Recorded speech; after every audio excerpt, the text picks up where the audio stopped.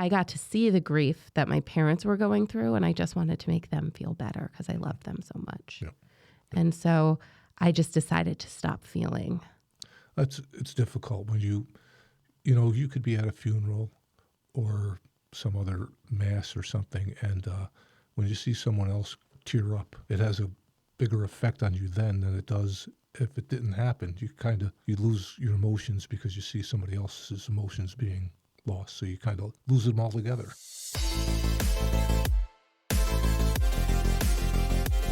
Hello, I'm Christine O'Donnell. I'm the founder of Bright-Sided Media, and I'm excited to have this opportunity to share a little bit more about myself and my business right here on the Seriously Connected podcast. Something that has been on my mind for a while. If you know my past, I was a TV news reporter for many years, including here at News 10 ABC, which is in the Capital Region. I had been in the TV news industry for more than a decade before starting my career in podcasting. And I wanted to maybe revisit some of the stories and the lessons I learned from my time working in TV news. If you watch the news, you know the saying, if it bleeds, it leads.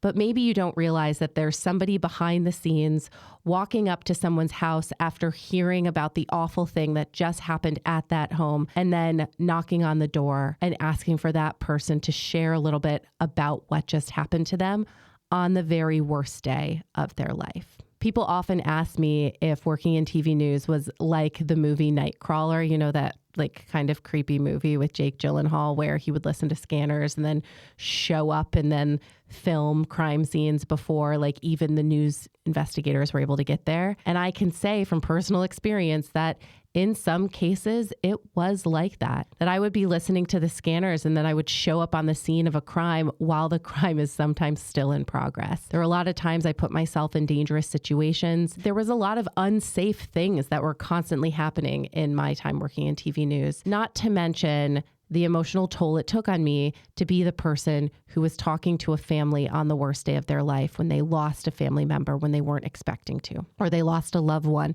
or they were involved in an awful accident. The news doesn't show up a lot on good days. The point I want to make is, how does someone like me end up working in TV news? And I thought, what is one of the best ways to share a little bit more about myself and how I've gone from that career into this one than to interview my dad.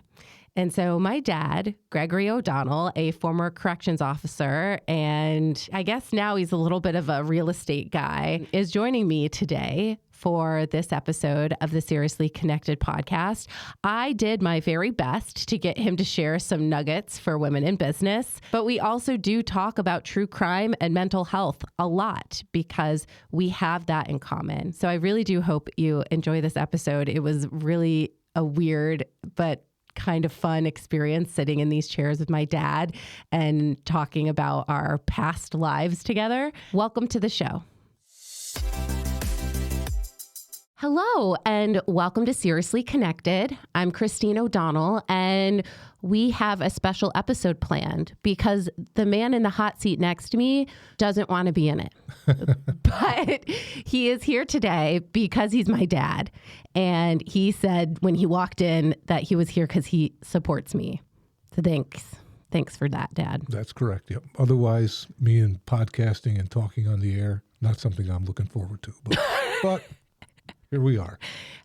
So you've never been interviewed by a journalist before. Have you ever been on TV? Have you ever been in the newspaper? How much dirt can we find on you online? None. This is it. I mean, I've done interviews like for like brief newscasts or things like that as a younger man. Also, you know, as a retired person now, during my career, I had to be interviewed by people, but it wasn't this type of a setting. What kind of setting was it? Less formal. This feels formal? To me, yeah. Oh, yeah. Okay. But, you know, it's okay. All right. So what do you think of your daughter's choice of career? If you like it and you're happy, I'm happy for you. I hope you become very successful at it and it works well for you. And that's what's important to me, is to see all my kids happy. So if this is a career that you want to go forward with and embark on, I'm good. I'm happy for you and support you. Is it weird to know like where I was in TV news to now where I am here? Is that surprising? No, or? I think you're still in the same, journalistic type of a career. So it's a natural transition, I would say. Right? Yeah. I hope so. Yeah. I don't know if it was very natural. You actually were there when my like transition started. Remember when I was fired from Fox 25? Do you remember? Yeah. What was that like for you? What did you see? I was a head scratcher because I thought you were really good at what you did. But, I understand the, ups and downs of everything. I think you were the last one in, the first one out type of thing. So that makes sense. But like my whole scandal. Oh, now we're talking in Boston. Yeah, Boston. Okay. I thought you were talking about Fox 11 in Los Angeles. No. Yep. No, that's, well. Because you saw like me on my worst days after that. No, I don't want to say I didn't like Boston anyway, but what you had to go through just to get to work was crazy. I think you were on 3 different buses or a train in there somewhere too. And if you didn't do that, you had Uber, which becomes very expensive. So I got a rental car. Yeah, it almost becomes you're working just to pay to get to work and back. Yeah. So it was a handful. So you're finding the bright side of that situation? Well, 'cause that was like the end of my TV news career. Don't you remember? Yeah. Oh no, I was also going back to when you went back to California. Mm-hmm. You were with that company, Hippo or Rhino or something. Yeah, a golden hippo. Okay. Yeah. So you were still kind of in the, I don't want to say not the news business, but the journalism business anyway. So you were content. You were doing okay. Mm-hmm. So did I seem like I was doing okay? Because I'm pretty sure I was asking your wife for medication. You may have been, but being from afar looking at what was going on, everything seemed okay to me. It's tough sometimes, as a young family trying to make everything work and juggle everything. It's tough. I've had my tough times, and you power through them. So let's talk about them. What are your tough times? Today. No, I'll give you a good example. When you grew up, I chose to go on the afternoon shift just so you'd have a parent around you more often. And also the cost of daycare becomes ridiculous when you have 3 children that all require daycare. It's almost not worth working if we didn't have staggered shifts. So your mom worked during the day and I worked at night or in the evening. And I watched you guys during the day. And when she came home, you had a brief period most days where you had a sitter or who we called Grandma Carol. And everything worked out pretty good, but you were busy all the time. And one thing I've learned, when you've got kids around, don't try to get anything else done. Just focus on those kids. Because if you think they're going to let you get away with not keeping an eye on them, they'll get out that door and be down the street or up the street. Or are you talking about your kids or my kids? My kids. Any kids. Okay. Any kids as a rule. They're just all mischievous and energetic. I'll give you a good example. You could be in the store and one kid will run one way, one kid will run the other way. Which one do you follow? Which one do you stop? I stop the one that's less likely to get abducted, or the more likely to get abducted is the one I chase after. Yeah. Like people be snatching Ava. Yeah. So you just, those are decisions like, how do I take these kids out? Yeah. And you think putting a leash on your kid isn't a bad idea. No. I used to think people are crazy to do that. Now I think, hey, that's a really good idea. So. For sure. Yeah. So just the challenges of parenting and having a 2-earner family is very difficult to do and to pull off. But it's I don't want to say it's for the best, but careers are important and raising the kids are important. But sometimes you sacrifice your personal life with your husband or your wife or whatever, just because there's so much going on. It just becomes a difficult balancing act. So somehow you got to figure out a way to make it all work. Do you feel like that was a sacrifice that you ended up making? I think it's a sacrifice that many people make. Yes. That was like the most political answer I've ever heard in my life. Are you running for office? Never. I'd rather watch your children full time. Really? Okay. You run for office, if you succeed, now you got to deal with everybody's problems. So when you think about, you've known, like you've had friends in your life who have gone into business for themselves, and like you're kind of in business for yourself in your own retirement these days. And now one of your kids is in business for themselves. Why do people do that? Why do you do it? And what does it take if you want to be successful in business? It's something that's in you. Not everybody does it. It's just you feel the desire to succeed and to continue doing things. I mean, I'm old enough to be retired and just sit around in a rocking chair, but who wants to do that? It's good to get up and do things. Today, I was going to be painting, but you saved me from that. Now, tomorrow, when it's much warmer, it'll be a better day to paint. So you did me a favor. You're welcome. But it's good just to have things to keep you busy. It's a satisfaction feeling, too, that you've either created something or done something or accomplished something. So, and plus, having worked for other people, you don't get much satisfaction at the end of the day when you do stuff for other people. So sometimes if you do something for yourself that day, whether it might be painting a room or fixing your car, changing your oil, whatever it might be, you get satisfaction out of it. So always having a project going for yourself to do, in my opinion, is a good thing. It's just to keep me and many people going. Yeah. Yeah. So the primary audience for this podcast, which is now called Seriously Connected, is women in business who are looking to start their own businesses or be successful in business. And I know that you're not a woman, and so you're not like, you can't like completely relate, but if you could share something like being like, I don't know, by osmosis, what would you share? Well, I can say this. I've worked for women, and some of them are, and just like if they're women or men, excellent at what they do. Excellent. And no problem working for them. Actually, I work harder for many of them. And if you're part of a team, you want the team to succeed. What I need now is a pencil and paper for everything I think of, even in the middle of the night when I wake up. I got to get up and write stuff down. So I say, hey, tomorrow morning, because I'm sitting here in the middle of the night and I can't sleep, let's write this down and then I'll focus on it tomorrow, because it's a good idea. But if I go back to sleep and I don't write this down, it's gone. Not that I have early Alzheimer's or anything, but it's just good to write stuff down and have a list to work off. Check it off when you're done. I mean, if you're going to have your own business, you better have lots of paper and pencil to write down all the things that need to be done every day, or things you got to add to it, and then cross off what you accomplish. And hopefully before you're done with your career, you've got a lot of stuff checked off. Well, can you share a little bit about what your career was? Well, I'm retired from New York State Corrections. I was an officer, which is one job. Then I was a supervisor as a sergeant. Then a lieutenant, which does many other roles. You could be a watch commander. You could be doing hearings. You could be doing planning, administrative work. It depends on what you end up getting for a job in that. And then at the end of my career, I took a promotion into the main office in Albany, and I worked as a captain doing security staffing. And that was nice, but I was the guy that walked into the facilities and said, I'm from the government and I'm here to help. So, although I was one of the people that was in there and did the job that they were doing, they still look at you like, you're here to help? Sure.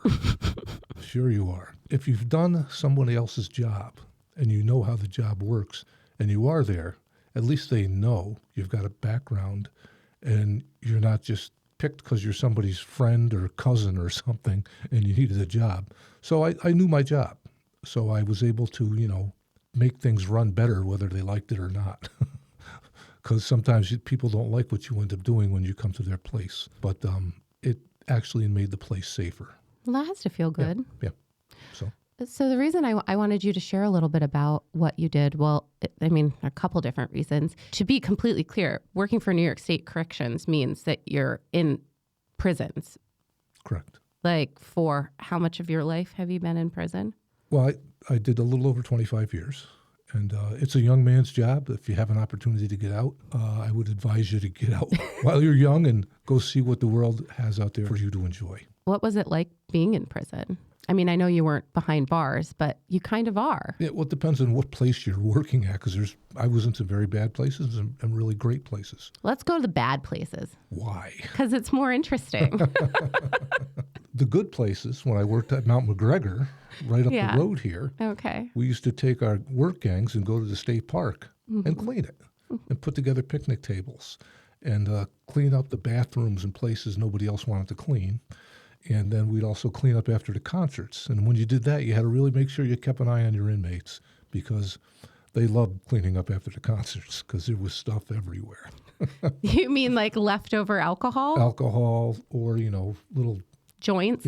little stubs of cigarette leftovers. Oh, So or they would, that. yeah, they would obviously, Partake yeah, if they could. sure. So that was like a job all the inmates wanted. Oh, we're going to clean up after the concert. Great. So anyway, those were good. And then on the other extreme, you could be working in a special housing unit and happen to wear a raincoat and a shield over your face as you walk up and down the tiers, because the convicted people in there will do anything to upset you, bother you, get your attention. So there's something called defecation education. So if you got in the wrong place at the wrong time, they could be throwing something at you that was very disgusting. So you made sure that didn't happen, because if that happened, your day was ruined. So fortunately in my career, I never had that happen to me, but I've seen it happen, and I've seen worse than that happen with other bodily fluids thrown at people. Is this like a Hannibal Lecter Silence of the Lambs situation? Yep, Yeah. something like that. So you could really, and then after that, you've got to do something. You just can't allow that to happen. So how do you feel about confrontation? I don't like it. Nobody likes it. I don't like it either. Yeah. So But it sounds like you had to be confrontational even if you didn't want to be. I think here's a good point to make. Okay. Once you're good at what you do, all the problems go away. One of the best things I could remember hearing is I was walking down a cell block at a place called Greenhaven, which is one of those bad places. I was a lieutenant there, and an inmate stopped me in front of his cell gate and started complaining about what the other inmates were doing to him. And another inmate down the hall yelled out, "Don't waste your time with that lieutenant. He's a a-hole." The inmate that I was talking to just said, "I'll go ahead. I don't want to talk to you about this then." So they knew that they were kind of wasting their time with their problems that were, I didn't get a roll of toilet paper today, or some other, I don't want to call it insignificant thing, but something minor that is very easy to fix. And here I am. I'm actually running the whole place, but I got to make a supervisory round of everywhere. And I got to stop and make sure this guy gets his toilet paper or some other thing that's insignificant. Or they took his toilet paper because he did something stupid with it, and then he wants it back. Or some other really dumb, he took his sheet and made like a fishing line out of it and got a soda from somebody 5 cells down and got caught, so they took his sheet away. And now he's, these are just the dumb things that happen that all of a sudden, and if you're the guy that did it, you're doing it for a reason.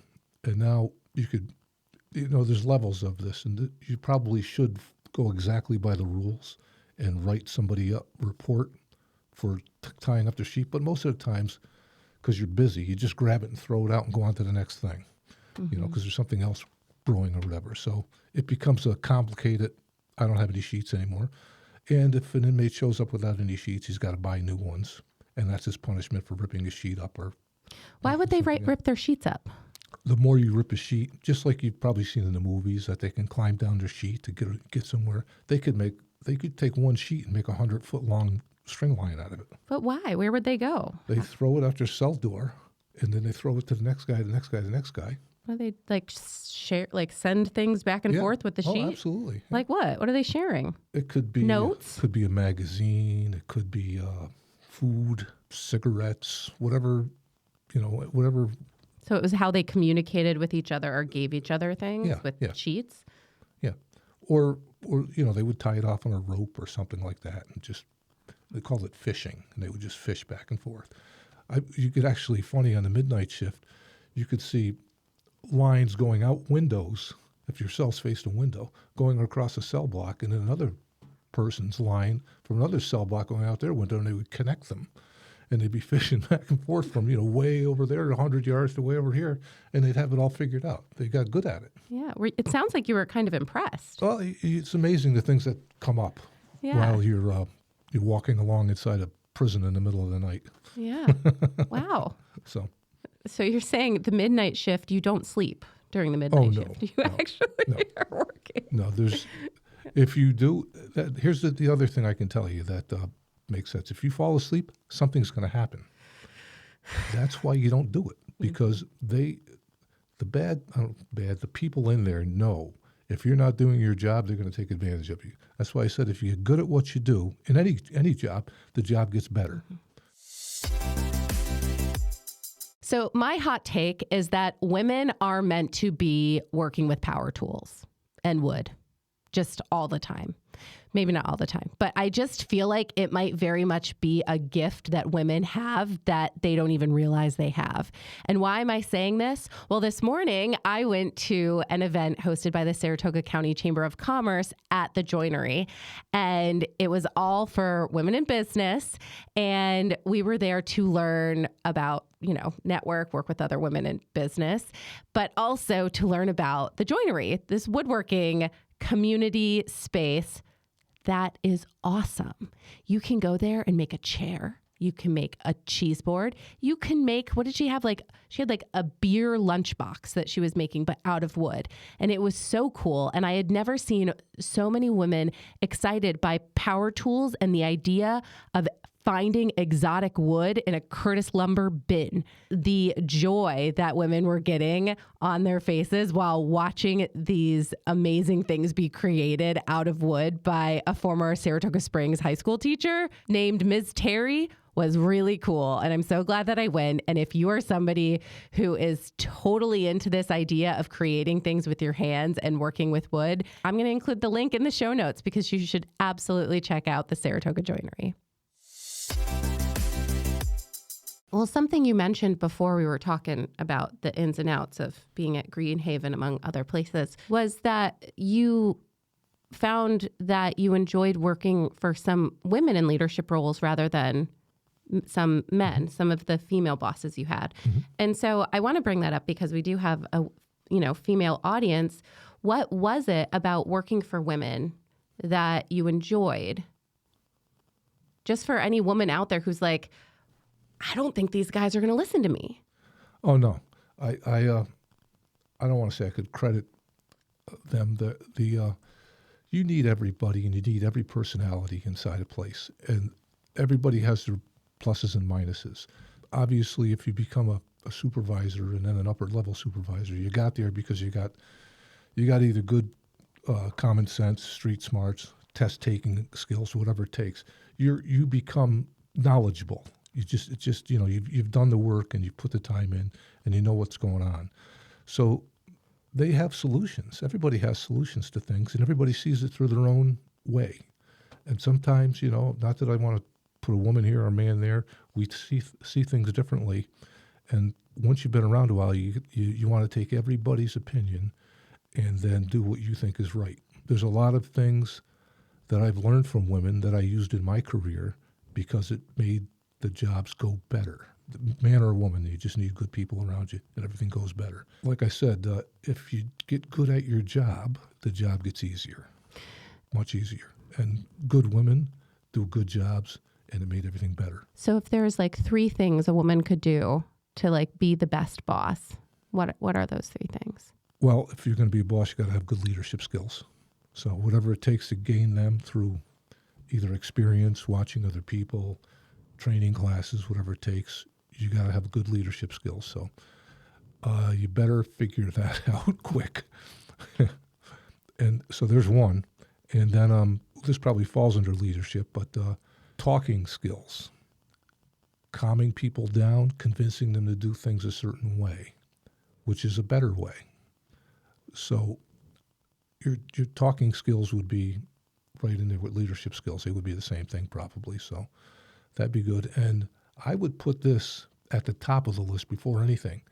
Get to work on time and stay late if you're needed. If you show up late, you better have a box of donuts with you or something like that. Because, I'm going to need a bribe if you keep on showing up late. Get to work on time. Good talking skills. There's 3 things. I'm going to stick with that. Okay. Perfect. Thank you. Okay. What was it like to have 3 kids while also working in prison? Prison was easier.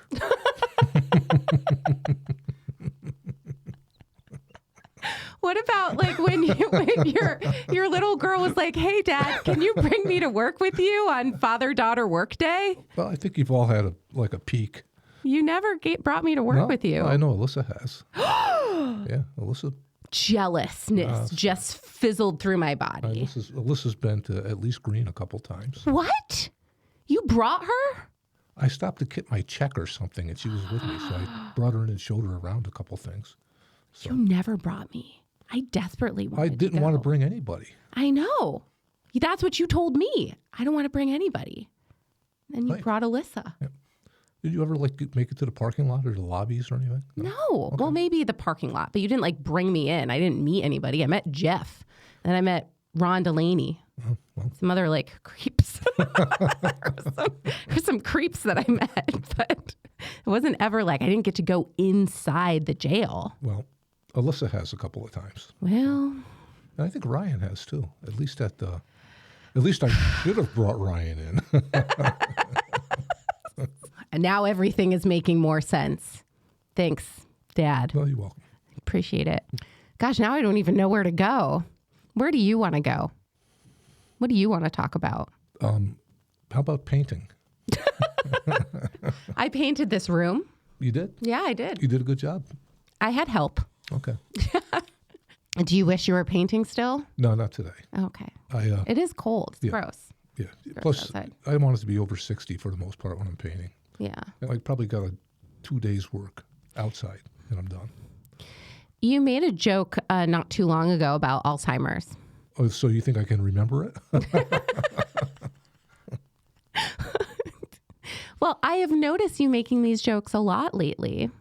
Like just kind of backhanded or like, oh, I'm for sure getting it. Absolutely. Well, Grandma. Don't put that out there. Okay. Okay. Okay. You're still like warning me? It's just something to be cognizant to that, these are, we all, Yeah. oh, here's one good thing I can say about that. Okay. The most important thing I've done is outlived my mother. That is true. Yeah. So Why do you say it's the most important thing you've done? it was almost a promise. What do you Because mean? obviously my mom's children all passed away before her, except me. And it became I don't want to call it an obligation or a duty or whatever, to make sure she had good care in her senior years and to make sure she had the proper burial the way things were done in her generation. So I made sure all that happened. And that was, whether I want to call it an obligation, a duty or whatever, but it was just something that felt needed to be done for her way. So that's sadly, it stinks that a mom had to lose her children for whatever reasons. But that's why it became important for me to make sure I outlived her. So that was a big accomplishment for me. Not that I want to go anywhere soon, but that was important. I say, I got to make sure I'm here for her. Yeah. You said it was the most important thing you've ever Well, done. when I look back at it, it becomes more important than other things like, your mom is your mom, So maybe she's at one time the most important thing there is. She brought you into the world. She cared for you when you couldn't care for yourself, So it's important that you pay him back. Do you dream about her? I have, but it's rare. Yeah. Yeah. Do you ever like feel like she's around? Well, I saw a cardinal today, and it was a nice red cardinal looking in the window at me. So every now and then, I don't know if that's a weird sign or whatever, but it makes you think of, why is that cardinal looking at me?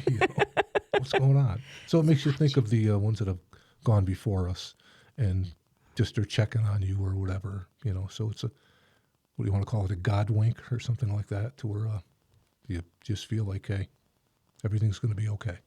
Yeah. So Speaking of everything being okay, I was going to say sometimes I feel like grandma's with me. Usually like right before I'm falling asleep at night, I sometimes think of her, but like it feels so realistic that I feel like she's there. And I'm like, why am I even thinking about this right now? Why does this feel so real, right? Like there's so many things I could be thinking about right now.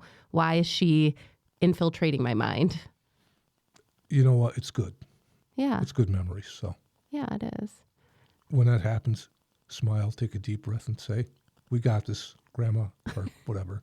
Or Mom. It's going to be okay. Yep. Yeah. Yep. I mean, you kind of touched on this a little bit, the fact that you lost all your siblings. Have you ever went to therapy for any of that, or Do you want to talk about that? That's why I miss my motorcycle. What do you mean? Well, I don't want to say there's nothing better, but I looked forward to getting on the bike and just taking a ride down the highway. You get a free feeling. It's happy. You're kind of doing your thing. It's therapeutic. So that was my therapy in a way. So now I have a Maverick truck. It's not the same. But life goes on, so yeah. Yeah. So no, I've never really had social worker or counselor or anything, but I'm okay. Why are you okay? I don't know. I just am. I don't know. Maybe I'm not okay and I don't even know it. Like, I keep buying houses. So can we talk a little bit about loss? Sure. Are you sure? Yeah. So when did you first experience grief or loss?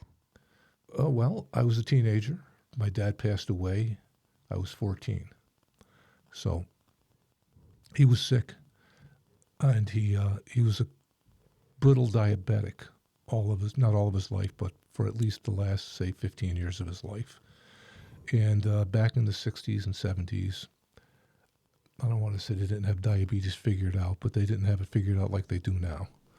And he would take his shot, but then he would think that he was invincible. He could go eat and drink anything he wanted to, and he would go peaks and valleys, and it just tore up his system. Sadly, he had a couple of strokes. He had loss of circulation and had to have some amputations on his fingers and toes. And it just got worse and worse. He had to go into the hospital. His kidneys failed. Back in the 60s, a dialysis machine was probably bigger than this room, and there was a waiting line. So if you got to go on it once a week, you were lucky. Sadly, if your kidneys are failing, you need it more than that, as we know now. Like with Deb's dad, he had it 4 times a week, and the machine was the size of a mini fridge.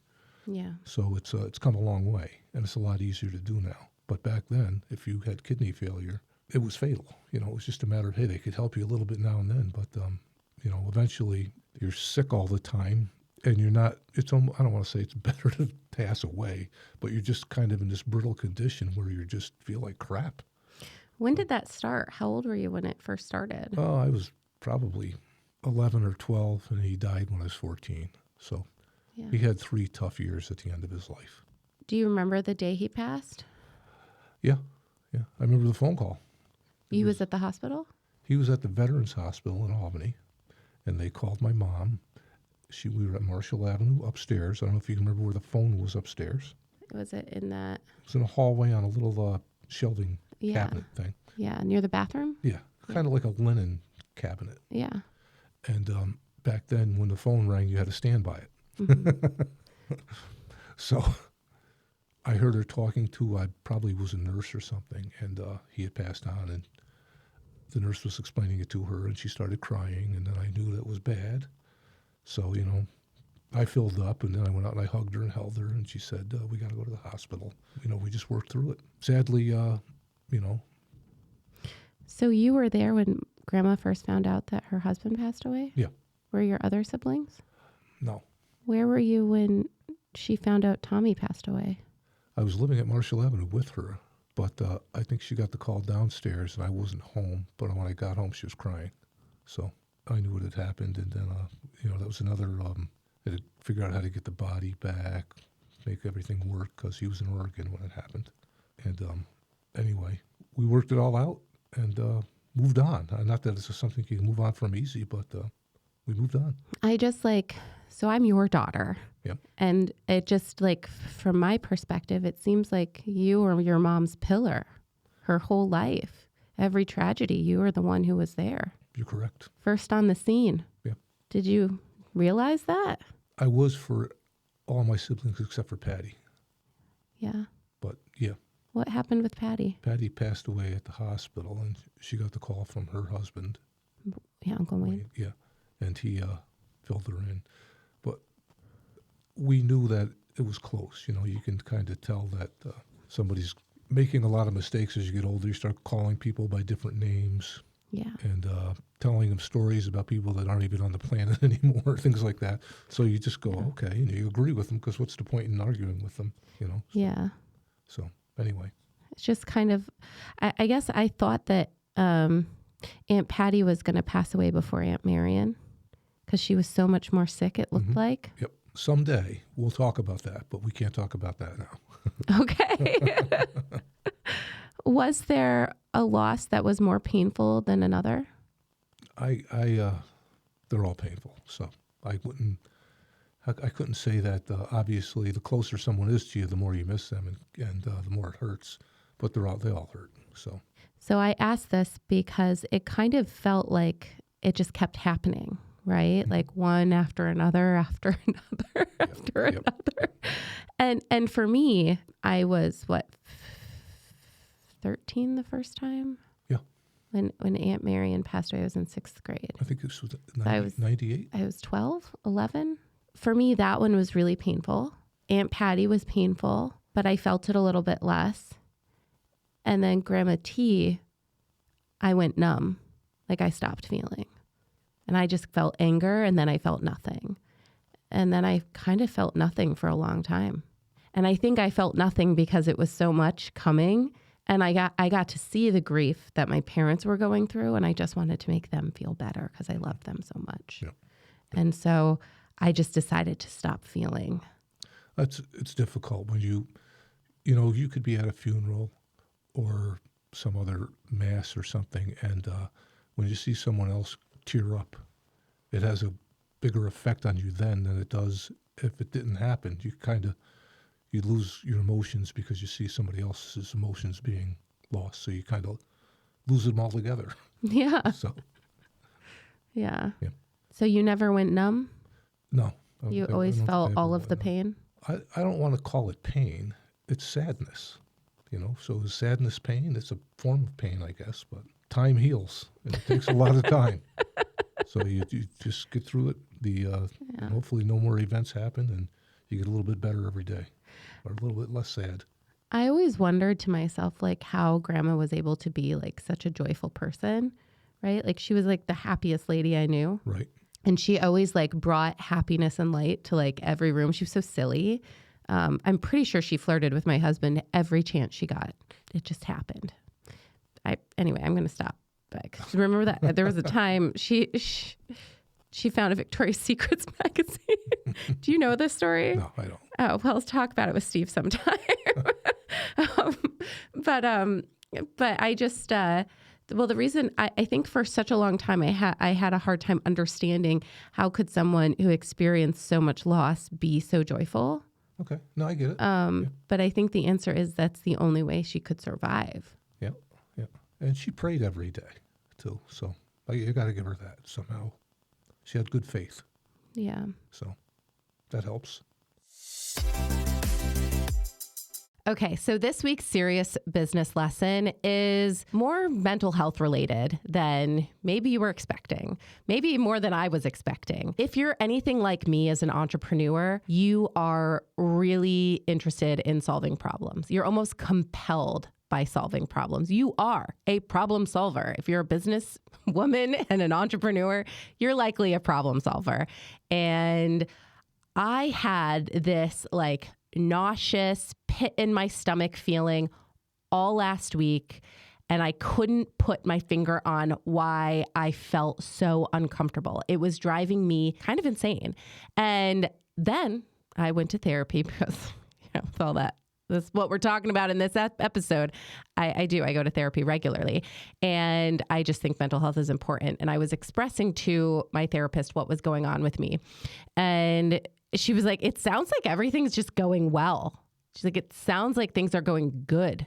It sounds like there's no problem for you to solve right now.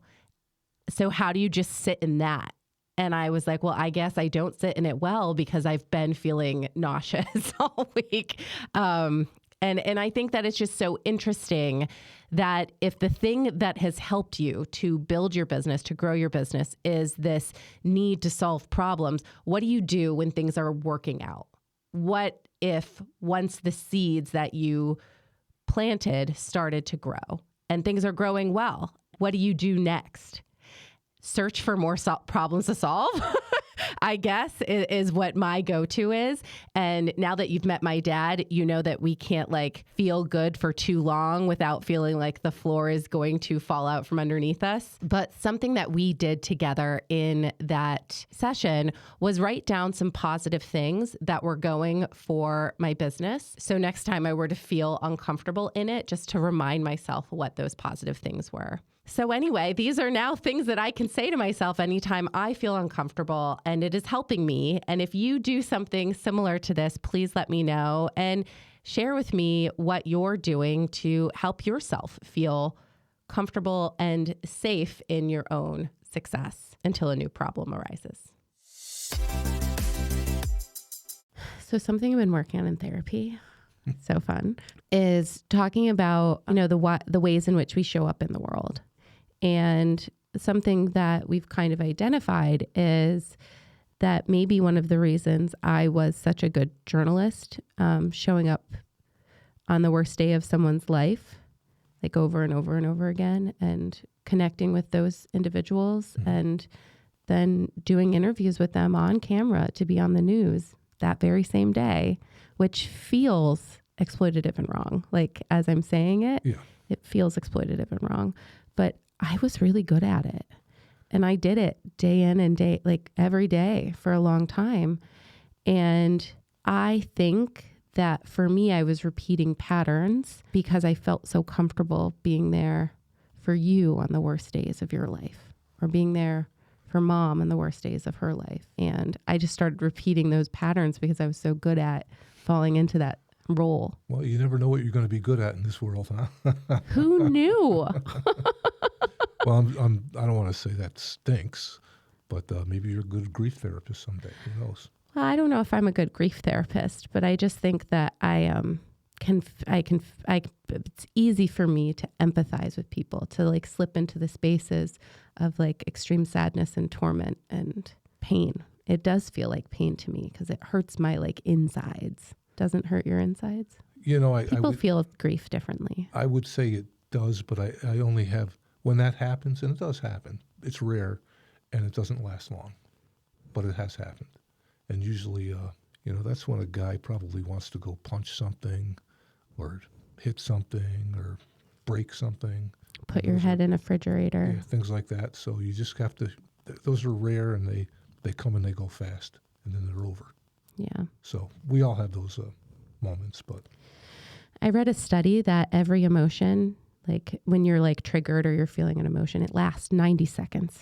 So if you can bear it for 90 seconds, bear it for those 90 seconds. And once you're through it, you will have felt it. Yeah.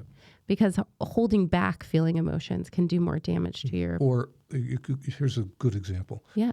You could have a life situation that you're sad about, and then something else happens, like maybe the kid runs in front of your car, and you're already sad. You don't hit the kid, but you put the brakes on and just miss him, and you get out of the car and you scream at him like crazy because you're already upset over your own problems, and this kid has no idea why you're screaming at him. He just goes, "Thanks for not hitting me," and you light into the kid because you got all this pent-up stress and emotion in you, and you're taking it out somewhere where you shouldn't, but it happens. Did you do this to one of my kids? No. Oh, a neighbor kid. No. I just mean, I'm just using that as an example. But yeah. We all carry around our own emotions and feelings and grief, and sometimes we take it out on the wrong people at the wrong times just because they happen to be there. So, has it changed how you show up in the world? I don't show up in the world anymore. The world comes to me.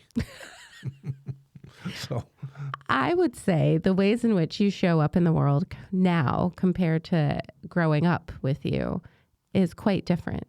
Yeah. Now you feed dogs at the table. Absolutely. Better food than I fed my kids. Thanks for that. So. But growing up, you would not feed a dog from the table. Oh, no, the dog had to go in his crate. House. Yeah. Crate anytime we ate. Yeah. So, yeah. So, like, do you think that is maybe perspective on life? Do you think it's thanks to your lovely wife? I would definitely attribute that to my lovely wife because that's something that she's okay with. And it became okay with me, too, because what's the big deal? You know, people are happy. It's not hurting anybody. We're at a point in our lives where we're no longer like educating or training or helping a younger person grow up. So we're okay. You're helping my kids. Yeah. That's helpful. Well, that's different. When the kids are there, they're going to see things. Maybe grandparents do things different than mom and dad do. So, how much more TV do they get with you? it all depends. I don't want to say a lot, but they get it. I know. But they don't get a lot more. But and plus, that is also, you know, we all have to have our little bargaining chip. So if you want to watch that television, you're going to have to eat all your supper, or you know, whatever else it's a carrot. Yep, absolutely. So do you use a carrot more now than a stick? All the time, yeah. Well, also, you know, if for my own personal mental health, if the kid's bugging me and bugging me and bugging me and bugging me and driving me nuts, here, take the remote. So they know. Go in there and watch something and leave me alone. So it all depends on what we're up to. But I understand we're going to be seeing them, a little bit more of them, either this weekend or next weekend. Next weekend. So we're going to come up with some crafty things to do. Yay. So we're going to keep them busy. And Deb and I have already kind of put a couple of like Halloween-ish plans together. Nice. And maybe some Christmas presents are going to be made. Aw, that's really nice. I really like that Debbie does that with them. So. Yeah. If you could talk to, I don't know, 13-year-old Greg now, what would you say to him? Well, knowledge is power. So get the best education you can get would probably be where I wish I went further with. But but that's it. I mean, I was a pretty energetic young man. So I mean, about all of the loss that you experienced, what would you say to Reggie? Is that too hard of a question? Suck it up. Suck it up, Buttercup. you know, these. Because you weren't expecting it. No, you know, there's a lot of things that are going to hit you out of the blue in your life. And when it happens, it happens. You just never know. That's why I think I've told you this before. When you think everything's going good, watch out. Because you just don't know what's around the corner, you know. And some days you just do this series of great things happen, and all of a sudden, holy crap, where did that come from? So you just never know. So enjoy it. When it's good, it's good. But you just, you know, you never know what's around the corner. Did you ever feel like you experienced enough grief that you would be safe from future grief? No. As long as you love something, you can lose it. Whether it's another person, an animal, whatever it might be, you know, a lifestyle, whatever it could be. Everything is capable to be taken away. Look at these poor people with that hurricane, you know. You just never know what's around the corner. They're up in the mountains in North Carolina. How the hell is a hurricane ever going to go up there? You know, and they got wiped out. Yeah. How do you expect that? So you just never know what's going to happen, you know. So you got to make the best out of the days you got and enjoy what you have and look after those little ones because they're going to grow up before you know it. They probably already are on you. It's crazy. Yep. I guess what's next for you? Like, what are you looking forward to in your life? Pork chops. You just going day to day, Dad? We just put an offer on a house. Mm-hmm. The house needs a lot of updating and maintenance, so that's going to keep me busy for a while. So I got that to look forward to. We're going to transition out of one pretty nice house into another nice house, which also has a built-in pool, which will become I'm trying to make that Deb's job instead of mine.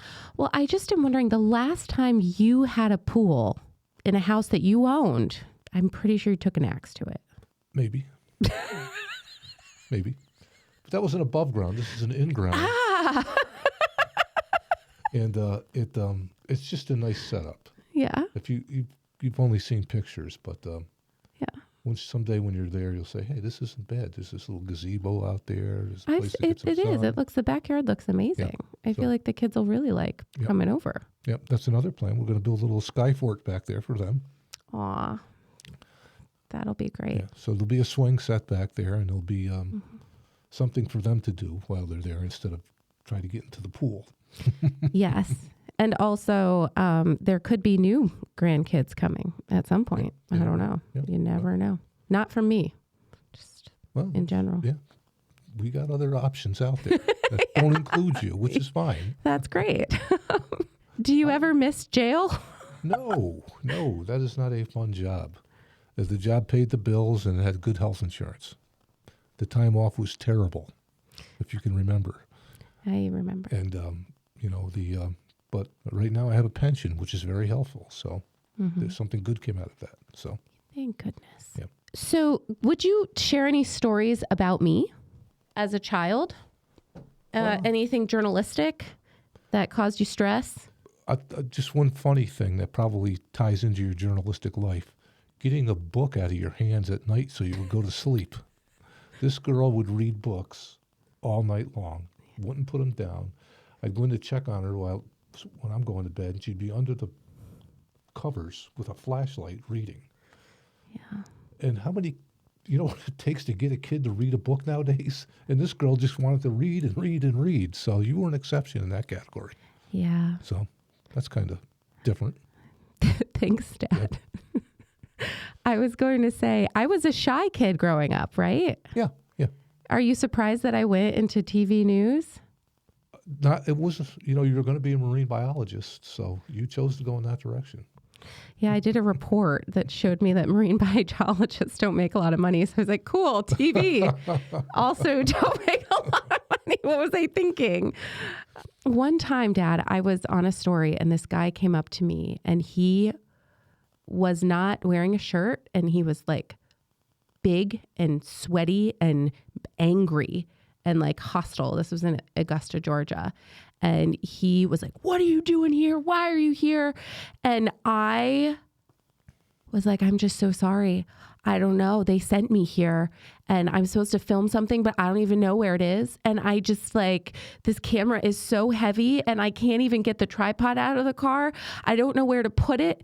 Like, I don't know. And he was like, oh, well, I can help you. And I was like, could you help me? Nice man. See, your smarts got you out of that. Yeah, you learned not to be. I don't know where that came from, but that was the first time I knew to not come at escalation with like, I was like, de-escalate. You avoided conflict. Yeah. I don't know where that came from, though. It was just like, I know that I won't win this fight. I will not win. So how do I survive?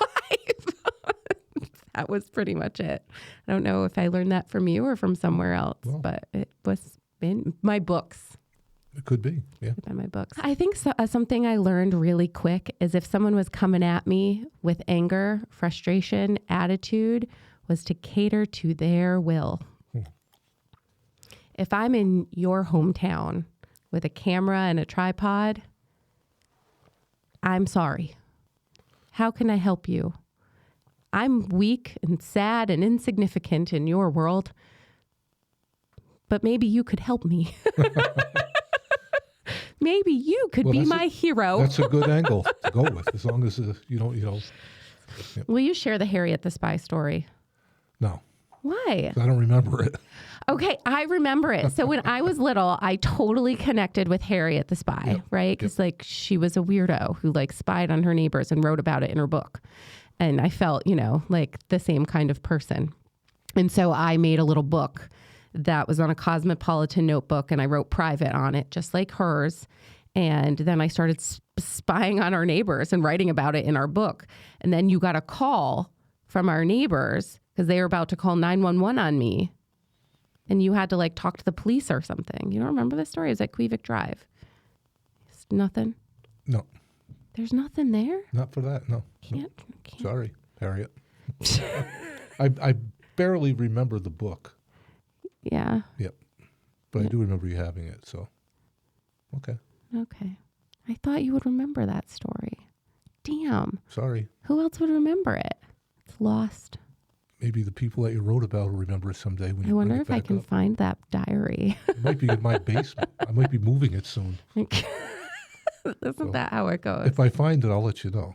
All right. How would you describe me? Well, the bookworm was good.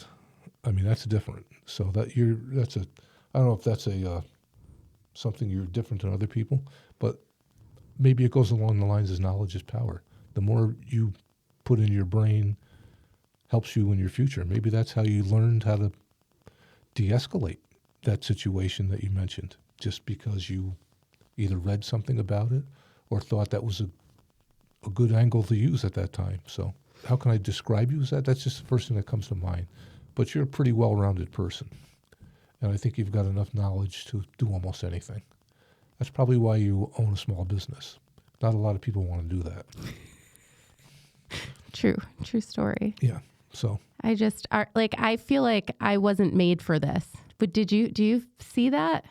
I feel like I'm like growing into it, but I don't feel like I was meant, like I wasn't. Well, I feel like I was too sensitive of a kid to be a owner of a business. But I also feel like it's because I was so sensitive that I'm an owner of a business. Yeah, well, you never know. Similar with me, I was never a good public speaker, but in my career, I used to have to hold a lineup every day and speak to 150 people every day sometimes and tell them what's going on and how they should conduct themselves because of what's going on. So you as you get into a situation, you realize that's a responsibility and you want to do a good job. So you prepare for it and do the best you can. And sometimes you get rewarded for it. If you could, say something to your kids, what would you say to them? Alyssa, Ryan, Christine. Look after each other. Make sure you got each other's backs. Live your lives with happiness, but don't forget to reach out to each other from time to time and make sure everybody's well. Because before you know it, you're going to be my age, and you're going to go, where the hell did the time go? I didn't get to do this or that yet, so let's go do it. And now you got to go do it. So don't forget to go do those things. I talk to Alyssa almost every day. Well, that's good. That's good. Any advice out there for women in business? I think get to work on time and be a good listener and be a leader. Awesome. There you go. Thank you, Dad, for going outside your comfort zone and being interviewed by me today. You're welcome. I appreciate it. And I love you. Thanks for being my dad. You're welcome. Okay. Cut. Get out of here. Thank you guys so much for listening to Seriously Connected this week. I am your host for this month of the show. My name is Christine O'Donnell, and my business is Bright Sighted Media. For more information on that, you can find it on my website, brightsighted.com. Thanks so much for listening, and I'll see you next week.